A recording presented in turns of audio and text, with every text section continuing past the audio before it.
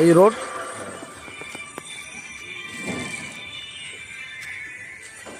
এই এটা first floor, এইটা এটা। হ্যাঁ ভাই, চলো। হ্যালো। হ্যাঁ,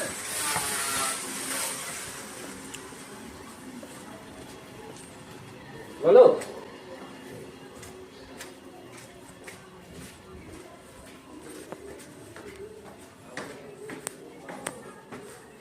ছোট গাড়ি না বড় গাড়ি?